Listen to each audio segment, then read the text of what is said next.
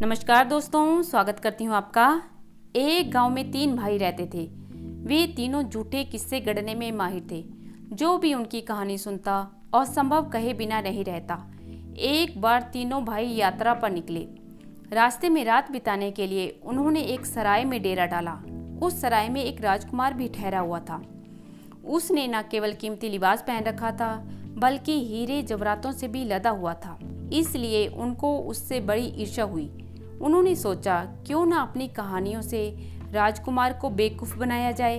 वे राजकुमार के पास गए और बोले, क्यों ना हम लोग एक एक कहानी सुनाकर शाम बिताएं। राजकुमार को यह बात पसंद आई। तत्काल एक भाई ने कहा, जो भी किसी की कहानी पर विश्वास नहीं करेगा, वह सुनने वाले का दास बन जाएगा। सराय के एक बूढ़े को उन लोगों ने जज बनाया। उन्हें विश्वास था कि उनकी बेतुकी और झूठी कहानियों को सुनकर राजकुमार अवश्य इनकार करेगा। इस प्रकार वह उसे दास बनने या फिर सभी कीमती वस्तुएं उनके हवाले करने को कहेंगे। सभी लोग उसके इर्द गिर्द बैठ गए। सबसे बड़े भाई ने कहानी आरंभ की। जब मैं छोटा था, एक दिन बाग में चोर सिपाही का खेल खेलते हुए एक ऊंचे पेड़ पर चढ़कर छिप गया। मेरे भाई मुझे खोजते रहे। इस प्रकार सांझ हो गई। वह लोग थककर चले गए। तब मैंने नीचे उतरने की सोची, पर अंधेरा फैल चुका था और पेड़ काफ़ी ऊंचा था।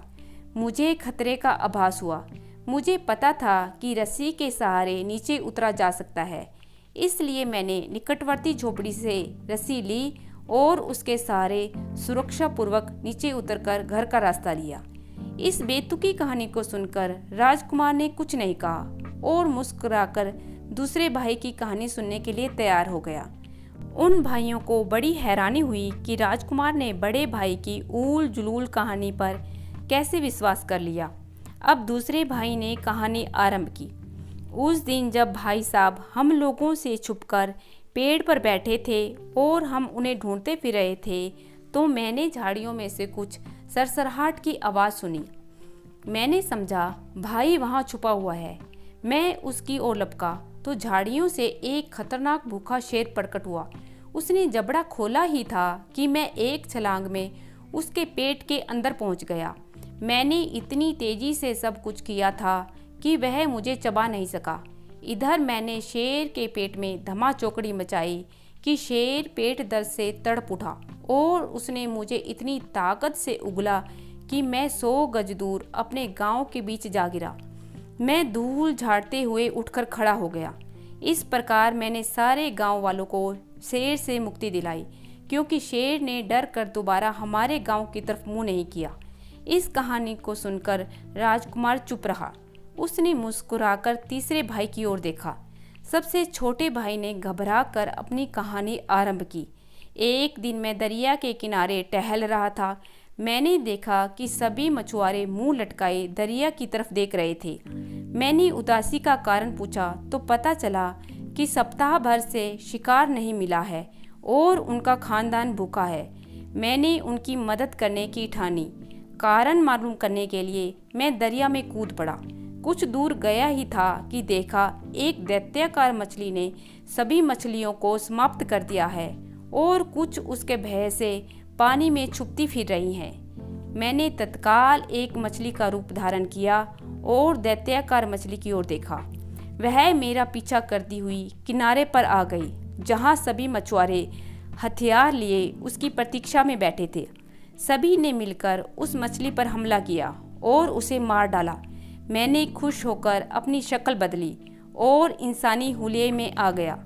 सारे गांव वाले बहुत खुश थे और उन्होंने मुझे एक बड़ी रकम इनाम में देकर विदा किया। अंतिम कहानी सुनकर भी राजकुमार ने कुछ नहीं कहा।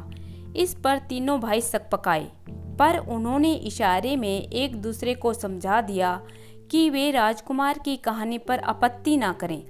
राजकुमार ने अपनी कहानी आरंभ की।